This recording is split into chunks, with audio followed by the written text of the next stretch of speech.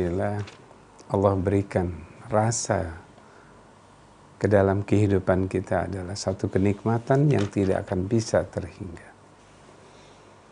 Rasa ini merupakan satu buah di mana kita mampu menikmati, menyegarkan, membuat rasa nyaman, membuat rasa tenang ketika rasa ini benar-benar bisa terkendali dalam kehidupan kita. Apapun yang terjadi dalam kehidupan kita, ketika rasa ini sudah tidak akan pernah ada lagi kita bisa menikmatinya, maka hilang semua. Oleh karena itu, rasanya sangat luar biasa ketika kita benar-benar hidup tanpa berpikir dan merasakan. Berpikir dan merasakan, kita tidak akan pernah bisa menikmatinya. Sebagaimana yang tadi dijelaskan bahwa ada kehidupan di luar diri kita, kehidupan yang dimana kita tidak pernah tahu bagaimana rasa itu nikmat dalam kehidupan kita. Yaitu ketika kita sibuk dengan persoalan-persoalan dunia yang Allah tidak izinkan atau yang Allah haramkan. Sebagaimana tadi dijelaskan, makanan-makanan, perbuatan-perbuatan yang Allah tidak sukai, maka masuk dalam kehidupan kita pada saat itulah. Maka rasa pikiran kita tidak akan bersatu dengan diri kita. Apalagi dengan kehidupan-kehidupan keluarga, kehidupan-kehidupan bagaimana kita bisa menikmatinya. Itu yang luar biasa. Oleh karena itu juga menjadikan di mana perilaku kita, dorongan-dorongan keinginan kita yang mulai terbentuk oleh harapan-harapan yang di luar kemampuan kita atau yang di luar Allah inginkan, pada saat itu kita tergelincir ke dalam sesuatu yang kita hilangkan rasa itu. Mari, kalau kita mendengar kasus yang telah diutarakan ini, saya yakin saya, Ustaz Tusin, atau siapa yang mendengarkan bergetar hatinya, bagaimana ini bisa terjadi? Bagaimana ini bisa terjadi? Ini terjadi karena ada satu proses. Bukan tiba-tiba, tapi ini merupakan satu proses. Baik itu yang paling utama adalah perbuatan, makanan, perilaku yang Allah tidak ridhokan, pada saat itulah. Beberapa kasus yang terlihat adalah ketika mata yang diciptakan Allah untuk melihat keindahan, tapi dialihkan dengan perbuatan-perbuatan yang tadi. Beberapa kasus itu terjadi karena penglihatannya yang selalu berbeda dengan apa yang Allah inginkan, yaitu yang saat ini sedang marak di dalam HP itu, pornografi. Terjadi dalam prosesnya di sana. Munculnya keinginan-keinginan berubah itu karena proses itu. Dia selalu mengamati hal-hal yang negatif di dalam film-film itu. Karena sudah bosan memperhatikan yang biasa itu, maka dia mencoba untuk beralih kepada hal yang lebih aneh lagi. Maka di sanalah timbul bergesernya sunnatullah di dalam kehidupannya, karena dia mengalihkan pandangannya kepada pandangan yang sebenarnya yang terbaik pada dirinya. Maka dia bergeser dari sunnatullah, rasa yang menyukai kepada seorang wanita, tetapi dia bergeser kepada seorang laki-laki. Itu terjadi. Begitu juga kepada seorang wanita. Coba diperhatikan, apakah keduanya juga pernah atau sering memperhatikan film. Sekian banyak yang terjadi adalah mereka memperhatikan pornografi yang berbeda. Itu yang terjadi. Yang kedua adalah proses pertumbuhan dan perkembangan ke dalam kehidupannya dia. Seorang yang mempunyai obsesi yang berlebihan, yang punya keinginan, harapan yang berlebihan. Karena ada satu persoalan sejak dalam proses pertumbuhannya, dia selalu mendapatkan perilaku-perilaku yang tidak nyaman. Diperlakukannya seperti misalnya kehidupan keluarganya pada saat itu tidak harmonis. Atau dituntut seorang wanita atau seorang laki-laki untuk memenuhi kebutuhan-kebutuhan orang lain, dia tidak pernah bisa memenuhi kebutuhan dirinya pada proses perkembangan. Pada saat itu mulai dia bergeser. Pergeseran dari kehidupan dia mulai merasakan, tapi dia harus merasakan orang lain. Itu yang sangat bahaya. Seorang ibu yang terlalu mencurahkan hatinya kepada seorang anak wanita, yang memaksakan, memelaskan, yang menjatuhkan rasanya kepada seorang anak. Pada saat itu sang anak mulai merasakan. Apalagi ketika anak itu tumbuh balik, tumbuh rasa hormon-hormon menyukainya. Pada saat itulah bertemunya rasa untuk berpindah, beralih. Ini proses perkembangan seorang ketika itu mengalami. Kemudian bisa saja orang-orang yang seperti itu terjebak karena obsesi, dia ingin mendapatkan berdekatan dengan seorang yang tokoh, seorang yang hebat, yang benar-benar menjadi panutan buat dirinya.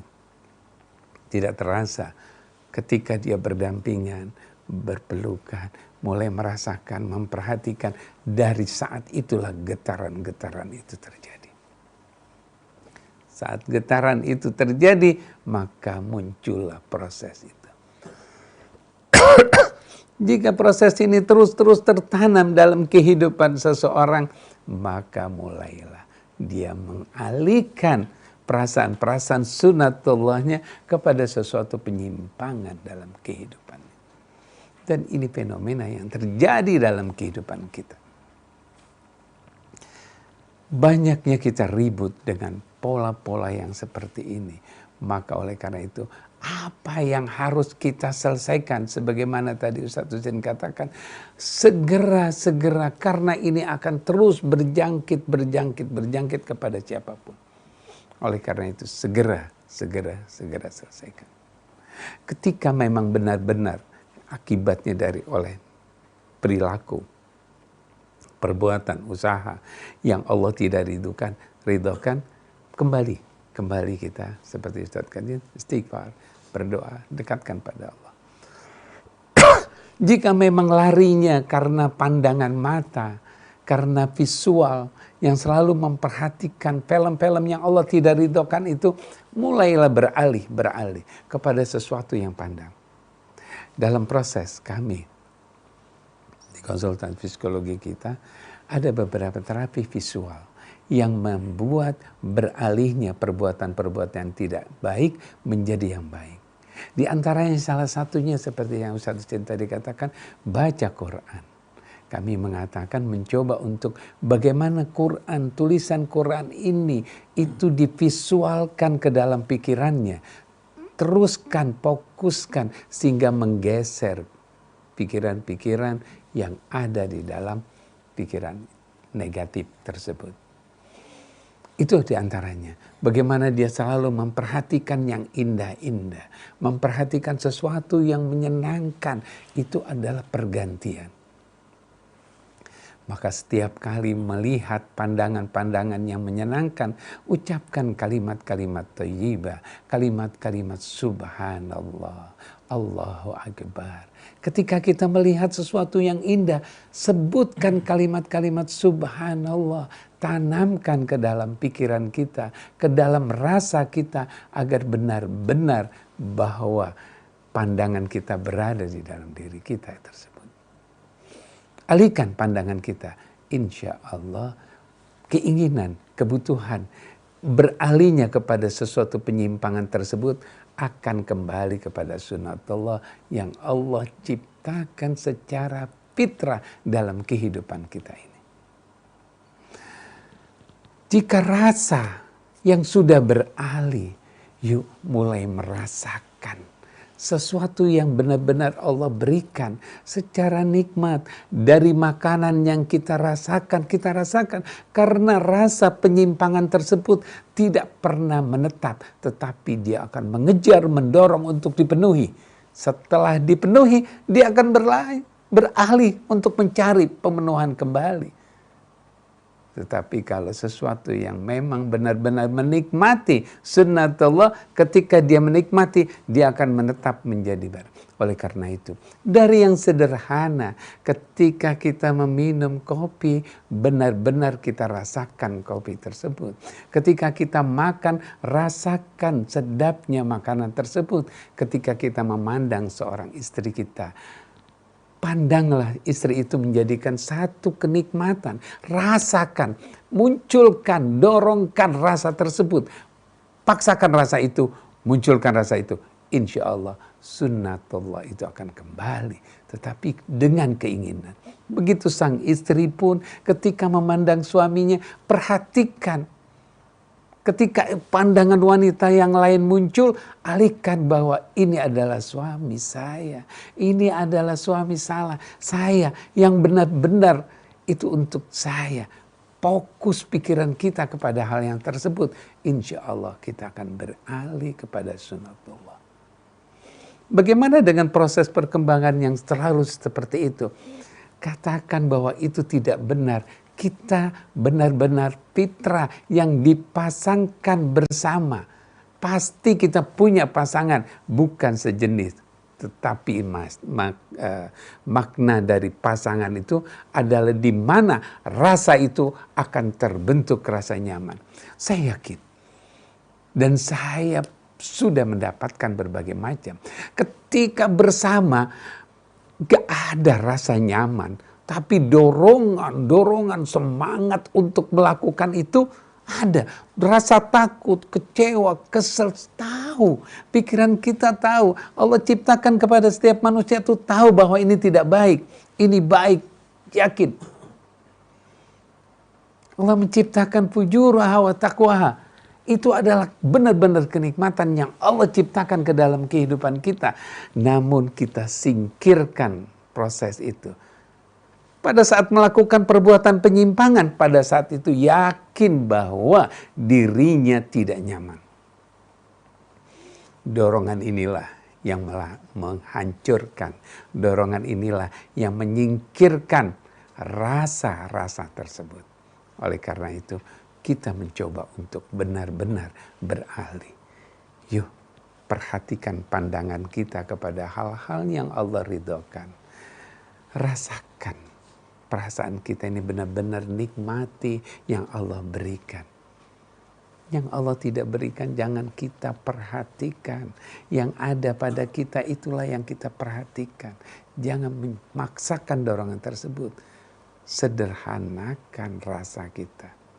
Insya Allah kita akan mendapatkan kembalinya sunnatullah. Getaran-getaran itu akan kembali. Karena fitrahnya manusia itu baik. Dan pada tempatnya. Oleh karena itu, mari kita kembali. Kembalikan perasaan itu. Insya Allah kita akan kembali. He to be the best, now to be happy.